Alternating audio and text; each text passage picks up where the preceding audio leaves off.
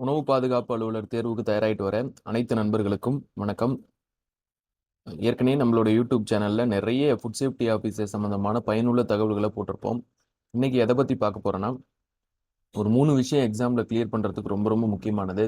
First அந்த examination, எந்த எக்ஸாமினேஷனா இருந்தாலும் அந்த எக்ஸாமினேஷனோட சிலபஸ் என்ன, இந்த எக்ஸாமினேஷனோட சிலபஸ் எப்படி, எந்த சோர்ஸ் மூலயமா கவர் பண்றது, ஸ்டாண்டர்ட் புக்ஸ் என்ன, தேர்ட் வந்து ப்ரீவியஸ் இயர் கொஸ்டின் பேப்பர். இந்த 3 வழியில தான் ஒரு எக்ஸாமினேஷனை நம்ம எப்படி கேட்குறாங்க, அதாவது கொஸ்டினர் செட் பண்றவங்களுடைய மைண்ட் செட் என்ன அப்படின்ற மாதிரி தெரிஞ்சுக்க முடியும். இப்போ இந்த செஷன்ல இனிமேல் டெய்லி ஒரு 5 கொஸ்டினை நான் வந்து போட்டு இந்த 5 கொஸ்டினுக்கான ஆன்சரை டீட்டெயில்டாக டிஸ்கஸ் பண்ணலாம் அப்படின்ற மாதிரி இருக்கேன். இந்த கொஸ்டினை டிஸ்கஸ் பண்ணும்பொழுது நமக்கு எக்ஸாம் ஹாலில் அந்த கொஸ்டினை அணுகிறதுக்கான ஃபியர் போகும். ப்ளஸ் நம்ம மைண்ட் வந்து பிரெயின் ஸ்டாமிங் பண்ணணும். ஒரு ஒரு கொஸ்டினை பார்த்த உடனே பிரெயின் ஸ்டாம் பண்ணுற அளவுக்கு நம்ம மைண்டு அந்த கேப்பபிளை வளர்த்துக்கணும். அதுக்கு இந்த செஷன் ரொம்ப யூஸ்ஃபுல்லாக இருக்கும் அப்படின்னு சொல்லி நான் பிலீவ் பண்ணுறேன். இப்போ ஒரு 5 கொஸ்டினை நம்ம டிஸ்கஸ் பண்ணலாம். ஒரு 5 கொஸ்டின் எடுத்து அதை டீட்டெயில்டாக என்ன ஆன்சர், அதோடைய எக்ஸ்பிளனேஷன் என்ன அப்படின்றத டிஸ்கஸ் பண்ணலாம். இந்த வீடியோவை முழுசாக ஸ்கிப் பண்ணாமல் பாருங்கள். இந்த வீடியோ நிச்சயமாக பயனுள்ளதாக இருக்கும்.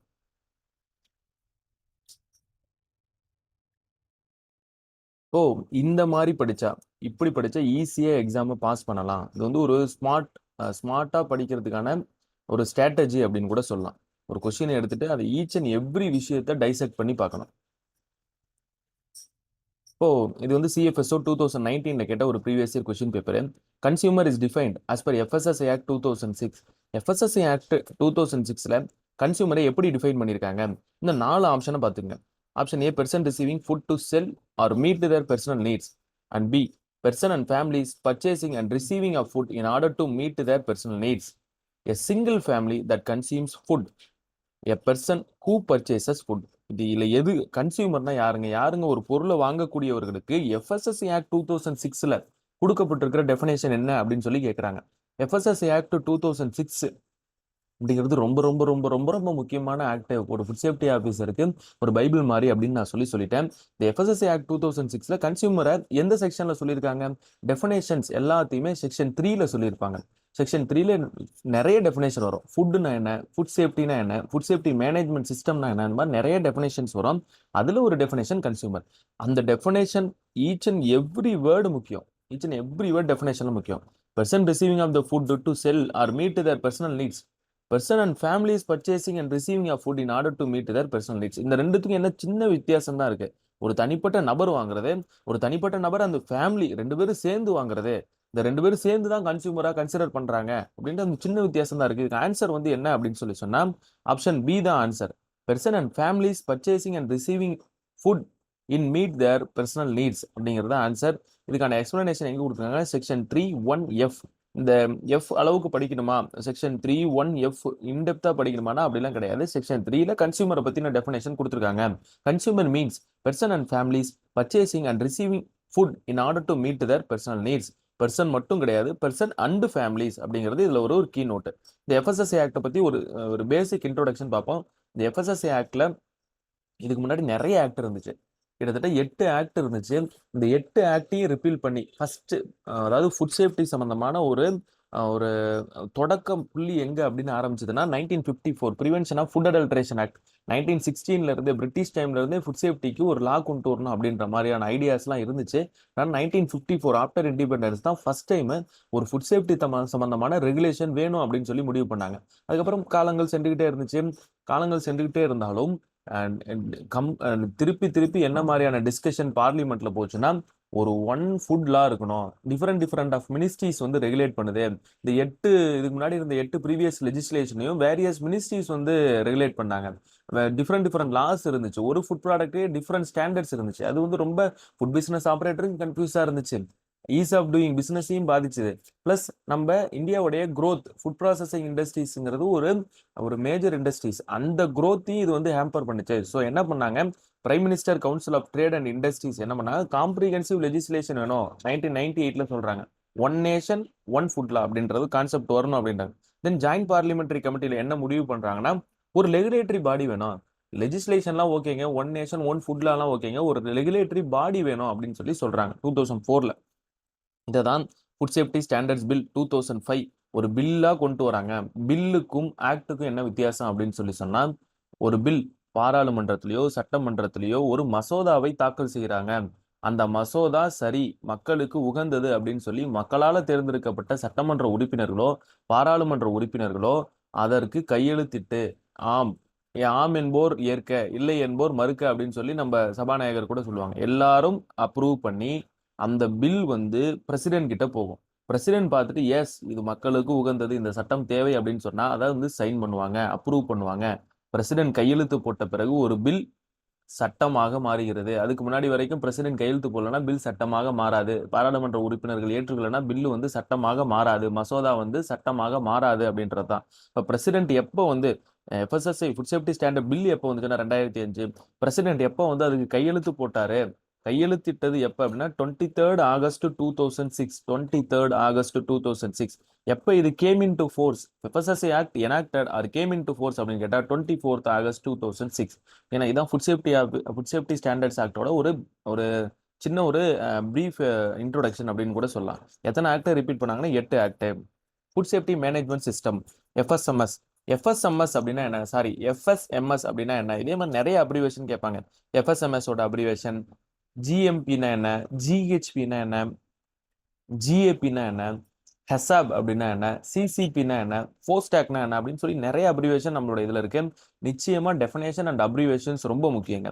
எஃப்எஸ்எம்எஸ் ஓட அப்ரிவேஷன் என்ன, food security management system, food safety management system, food service management system, food safety mobile system. இந்த 4 ஆப்ஷன்ல எது உகந்த ஆப்ஷன் அப்படின்னு சொல்லி சொன்னா option B food safety management சிஸ்டம்ங்க. இந்த ஃபுட் சேஃப்டி மேனேஜ்மெண்ட் சிஸ்டத்தோட டெஃபினேஷனும் நம்மளுடைய எஃப்எஸ்எஸ்ஐ ஆக்ட்லயே கொடுத்துருக்காங்க. ஃபுட் சேஃப்டி மேனேஜ்மெண்ட் சிஸ்டத்துல மொத்தம் 4 விஷயம் ரொம்ப ரொம்ப 3 விஷயம் ரொம்ப ரொம்ப முக்கியங்க. ஜிஎம்பி, ஜிஹெச்பி, ஹெச்ஏசிசிபி இந்த 3 பிராக்டிசஸையும் ஃபாலோ பண்றதுக்கு பேர் தான் food safety management system. Food safety management system.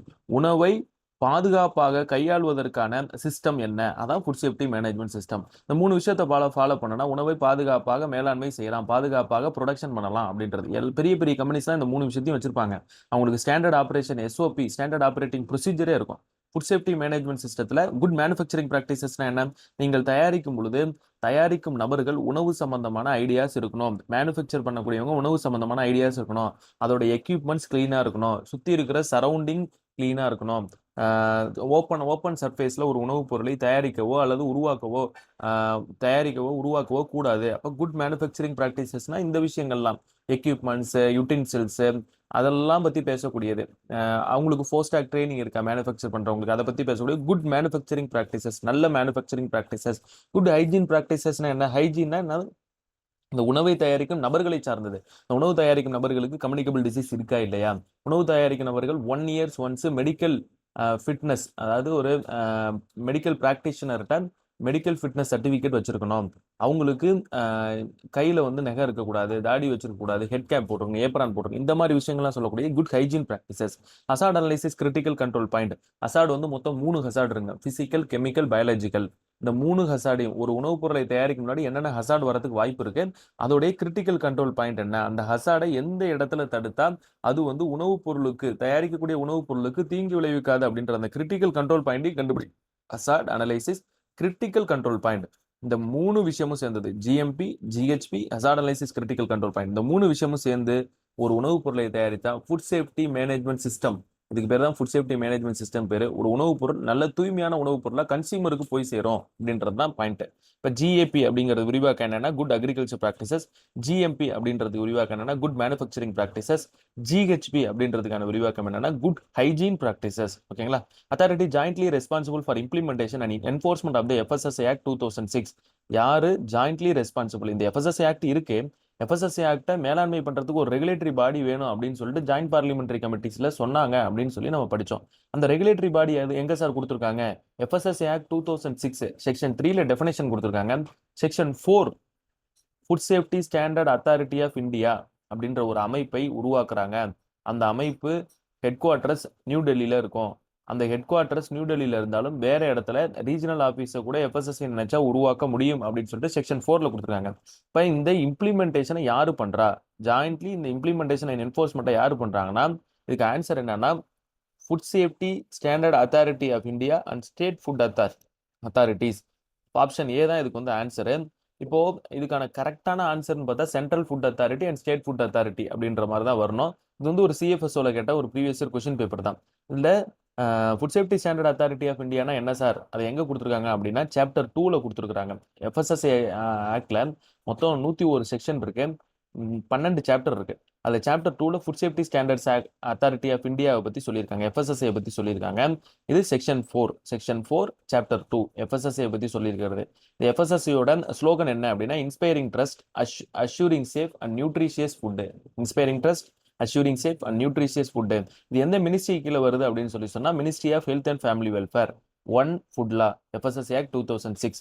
One regulatory body food safety standard authority of India. One ministry of health and family welfare. ஞாபகம் வச்சுக்கோங்க. இந்த எக்ஸிக்யூட்டிவ் அத்தாரிட்டியான ministry of health and family welfare. எப்போ FSSA establish பண்ணப்பட்டது? 5th September 2008ங்க. எஃப்எஸ்எஸ்சியோட head quarters எங்க இருக்கு அப்படின்னு சொல்லி கேட்டாங்கன்னா நியூ டெல்லி.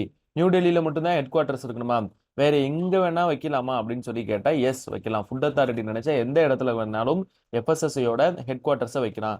எத்தனை ரீஜனல் ஆஃபீஸ் இருக்கு அப்படின்னு சொல்லி கேட்டா 5 ரீஜனல் ஆஃபீஸ் இருக்கு, 3 சப் ரீஜனல் ஆஃபீஸ் இருக்கு. நார்தர்ன் ரீஜனல் ஆஃபீஸ் நியூ டெல்லியிலையும், வெஸ்டர்ன் ரீஜனல் ஆஃபீஸ் மும்பையிலையும், ஈஸ்டர்ன் ரீஜனல் ஆஃபீஸ் கொல்கத்தாலையும், சதர்ன் ரீஜனல் ஆஃபீஸ் சென்னையிலையும், நார்த் ஈஸ்டர்ன் ரீஜனல் ஆஃபீஸ் கவுஹாத்திலையும் இருக்குங்க.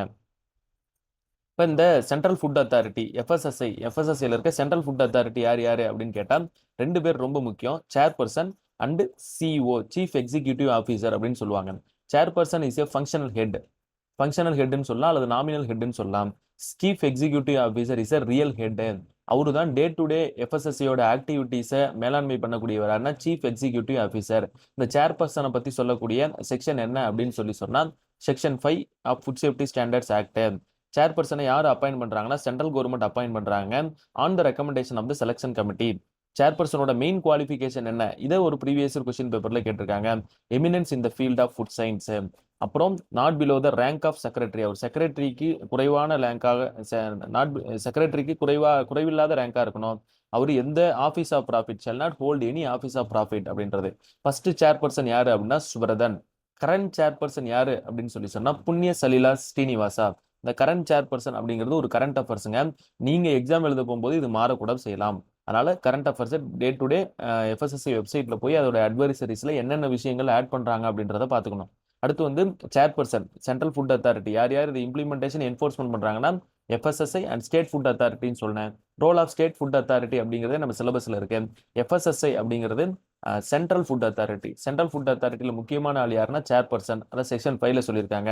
தென் சீஃப் எக்ஸிக்யூட்டிவ் ஆஃபீஸரை பத்தி சொல்லக்கூடிய செக்ஷன் என்னன்னா section 9.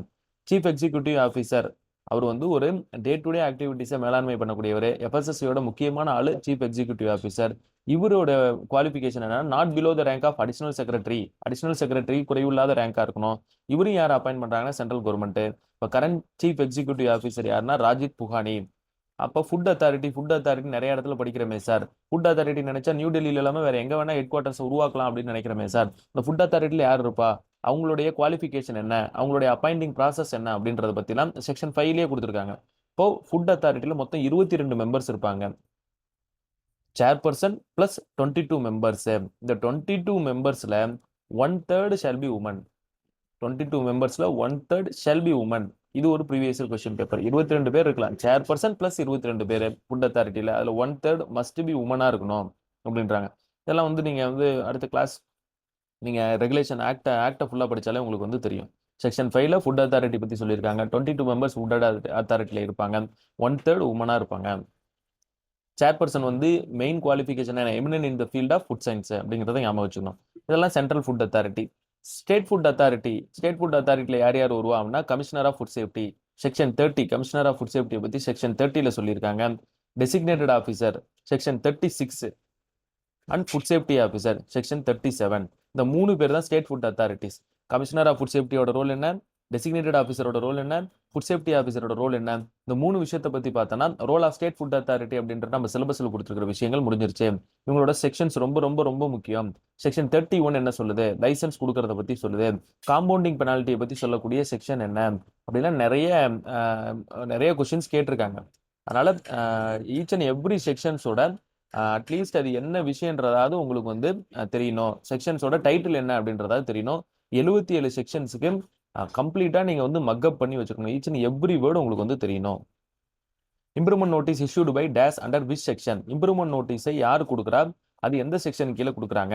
Option A food safety officer section 33, option B food safety officer section 38, option C commissioner of food safety section 30, option D none of the above. இந்த விஷயத்துல இந்த நன் of the above அப்படிங்கிறதாங்க answer. இப்படி கூட question கேட்கலாம். ஒரு ஆப்ஷன்லயே இல்லாத ஒரு விஷயத்த கூட வச்சு கொஸ்டினை கேட்கலாம். நீங்க இப்போ வந்து ஒரு ஒரு ஒரு காம்படிட்டிவ் வேர்ல்டுக்குள்ளார போறீங்க. ஒரு சீட்டுக்கு கிட்டத்தட்ட 1000 பேர் கூட போட்டி போடலாம். அப்ப அந்த 1000 பேரையும் தாண்டி நீங்க இது பண்ணணும்னா அந்த கொஸ்டினை டீட்டெயில்டா படிச்சு பார்க்கணும். எது வரும் அப்படின்றத விட எந்த ஆன்சர் வராது அப்படின்றத நீங்க எலிமினேட் பண்றதை தெரிஞ்சுக்கணும். ஃபுட் சேஃப்டி ஆஃபீஸர் தான் இம்ப்ரூவ்மெண்ட் நோட்டீஸ் கொடுப்பாரா, எஃப்எஸ்எஸ்சி ஆக்ட்ல அப்படிதான் கொடுத்துருக்காங்களா அப்படின்னு சொல்லி நீங்க படிச்சாதான் தெரியும். இப்போ இம்ப்ரூவ்மெண்ட் நோட்டீஸ்னா என்ன? இம்ப்ரூவ்மெண்ட் நோட்டீஸை யார் கொடுக்குறாங்கன்னா டெசிக்னேட்டட் ஆஃபீஸர் கொடுக்குறாங்க. டெசிக்னேட்டட் ஆஃபீஸர் இம்ப்ரூவ்மெண்ட் நோட்டீஸை எப்படி கொடுப்பாங்க அப்படின்னு சொன்னா, இப்போ ஒரு ஃபுட் சேஃப்டி ஆஃபீஸர் கடைக்கு போய் அந்த கடையில் பார்க்குறாரு. அந்த கடையில் சில எஃப்எஸ்எஸ்சி ஆக்டர் அவங்க வந்து சரியாக கையாளலை, எஃப்எஸ்எஸ்சி ஆக்டை கையாளாகாமல் பயன்படுத்தாமல் உணவுப் பொருளை தயாரிக்கிறாங்க, தூய்மையாக இல்லை, யாருமே ஹெட் கேப் போடல, ஏப்ரான் போடலன்னா ஒரு நோட்டீஸ் கொடுக்கலாம். அந்த நோட்டீஸ் பேர் செக்ஷன் 55 நோட்டீஸ். போன வீடியோலையும் நான் சொல்லியிருப்பேன். Section 55 not obey the order of food safety officer, food safety ஆஃபீஸரோட ஆர்டரை மதிக்காமல் இருக்கிறது அப்படின்னு சொல்லி செக்ஷன் 55ல நோட்டீஸ் கொடுத்த பிறகு அதுக்கு எத்தனை நாள் டைம் கொடுக்கணும் அப்படின்னு சொன்னால் 14 நாளுக்கு, not being less than 14 days, 14 நாளுக்கு குறையாம ஒரு நோட்டீஸ் கொடுத்தா டைம் பீரியட் கொடுக்கணும் அவங்க மாத்திக்கிறதுக்கு. அந்த 14 நாள் அவங்க பண்ணலன்னா food safety officer designated officer, அவங்களுக்கு மேல இருக்கிற டெசிக்னேட்டட் ஆஃபீஸருக்கு இந்த கடிதத்தை வைக்கலாம். இந்த கடிதத்தை வைக்கும்போது அந்த கடிதத்தை குறிப்பிட்டு மேம்பாட்டு அறிவிப்பு இம்ப்ரூவ்மெண்ட் நோட்டீஸ் டெசிக்னேட்டட் ஆஃபீஸர் தான் கொடுக்க முடியும். ஃபுட் சேஃப்டி ஆஃபீஸரால இம்ப்ரூவ்மெண்ட் நோட்டீஸ் கொடுக்க முடியாது. இம்ப்ரூவ்மெண்ட் நோட்டீஸ் கொடுக்கக்கூடிய செக்ஷன் 32 யாரு கொடுப்பாங்க அப்படின்னு சொன்னா டெசிக்னேட்டட் ஆஃபீஸர் கொடுப்பாங்க. இப்போ இம்ப்ரூவ்மெண்ட் நோட்டீஸ் வந்து அவங்க வந்து ஃபாலோ பண்ணல, இம்ப்ரூவ்மெண்ட் நோட்டீஸுக்கு மதிக்கல அப்படின்னா அவங்கள சஸ்பென்ஷன், அவங்களுடைய லைசன்ஸை சஸ்பெண்ட் பண்ணலாம். அதுக்கும் சஸ்பெண்ட் பண்ணியே அவங்க வந்து எந்த மேம்பாட்டு அறிவிப்பையும் மறுபடியும் ஆஃபீஸில் சப்மிட் பண்ணலன்னா அவங்களுடைய லைசன்ஸை கேன்சல் பண்ணலாம். சப்போஸ் இந்த இம்ப்ரூவ்மெண்ட் நோட்டீஸே ஒரு உள்காரணங்களுக்காக கொடுக்கப்பட்டிருக்கு அப்படின்னு சொன்னால் அந்த இம்ப்ரூவ்மெண்ட் நோட்டீஸ் கொடுக்கப்பட்ட காரணத்தை குறிப்பிட்டு அந்த ஃபுட் பிஸ்னஸ் ஆப்ரேட்டர், கடைக்காரங்களை ஃபுட் பிஸ்னஸ் ஆப்ரேட்டர் தான் எஃப்எஸ்எஸ் ஆக்ட்ல சொல்றாங்க. அந்த food business operator commissioner of food சேஃப்டிக்கு மேல்முறையீடு பண்ணலாம். அந்த மேல்முறையீடு பண்ணக்கூடிய அதிகாரம் commissioner of food safety. person running a business without valid license, what type of action can taken as per FSSA Act? ஒரு நபர் ஃபுட் பிஸ்னஸ் ஆப்ரேட்டர் லைசன்ஸ் இல்லாம கடையை நடத்தினா அவங்களுக்கு எந்த ஆக்ஷன் எடுக்கலாம் அப்படின்னு சொல்லி கேட்குறாங்க. Option A penalty and imprisonment, option B imprisonment, option C only penalty, option D none. இப்போ பெனால்டி இம்ப்ரீசன்மெண்ட்டும் சேர்த்துருக்கா, சிறை தண்டனை மட்டும் கொடுக்குறாங்களா, இல்ல இம்ப்ரீசன்மெண்டா சிறை தண்டனைன்னு பேர், இல்ல ஒரு பெனால்ட்டியை மட்டும் போட்டு முடிக்கிறாங்களா, நம்ம எஃப்எஸ்எஸ்சி ஆக்ட்ல எப்படி சொல்லியிருக்காங்க, எந்த செக்ஷன்ல இதை சொல்லியிருக்காங்க அப்படின்னு சொல்லி கேட்கலாம். இப்போ இந்த லைசன்ஸ் இல்லாம கடை நடத்தினா செக்ஷன் 63 கீழே வருவாங்க. செக்ஷன் 63 கீழே ஒன்லி பெனால்ட்டி அப்படிங்கிறது தான் இப்ப கரண்ட் ஆன்சர் என்ன அப்படின்னா ஒன்லி பெனால்ட்டி. ஆனா எஃப்எஸ்எஸ்சி ஆக்ட் கொண்டு வந்த போது செக்ஷன் 63ல என்ன சொல்றாங்கன்னா, ஒரு பர்சன் லைசன்ஸ் இல்லாம கடையை நடத்தினா அந்த பர்சனுக்கு 6 மாதம் வரைக்கும் சிறை தண்டனை கொடுக்க முடியும். அவங்களுடைய பெனால்ட்டியை 5 லட்ச ரூபாய் வரைக்கும் போட முடியும். அவங்க மேல 5 லட்ச ரூபாய் வரைக்கும் போட முடியும். அப் டு 5 lakhs பெனால்ட்டி போடலாம். 6 months வரைக்கும் இம்ப்ரீசன்மெண்ட் கொடுக்கலாம் அப்படின்னு சொல்லி சொல்றாங்க. செக்ஷன் 31 அப்படிங்கிறது லைசன்ஸ், எல்லாரும் லைசன்ஸ் பெர்மிட்டட் லைசன்ஸ் வாங்கியிருக்கணும் அப்படின்னு சொல்லக்கூடிய செக்ஷனு. இப்போ 2023ல நிறைய மாறுதல்களை கொண்டு வந்தாங்க. கோட் ஆஃப் கிரிமினல் ப்ரொசீஜர் சிஆர்பிசியை மாத்தினாங்க. சிஆர்பிசியை மாத்தி பிஎன்எஸ்எஸ் அப்படின்ற ஆக்டை கொண்டு வந்தாங்க. அப்போ அதுல இந்த விஷயத்தையும் மாறுதல் பண்ணாங்க.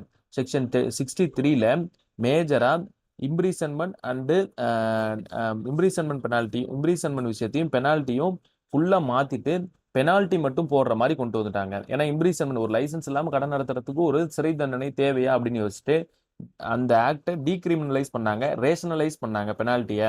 அப்போ நீங்க லைசன்ஸ் இல்லாம கடன் நடத்தினா முன்னாடி இருந்த செக்ஷன் கிடையாது. இப்போ வந்து அப் டு 10 லட்ச ரூபாய் வரைக்கும் பெனால்ட்டி போடலாம். இந்த பெனால்ட்டி போடக்கூடிய அதிகாரம் ஒன்லி பெனால்ட்டி அப்படின்னு இருந்ததுன்னா அந்த வழக்கை ஃபுட் சேஃப்டி ஆஃபீஸர் எங்க பதிவு பண்ணணும் அப்படின்னு சொன்னா அட்ஜுடிகேட்டிங் ஆஃபீஸர். செக்ஷன் 68ல அட்ஜுடிகேட்டிங் ஆஃபீஸரை பத்தி சொல்லக்கூடியது. அந்த அட்ஜுடிகேட்டிங் ஆஃபீஸர்ட்ட அந்த கேஸை ஃபைல் பண்ணணும்.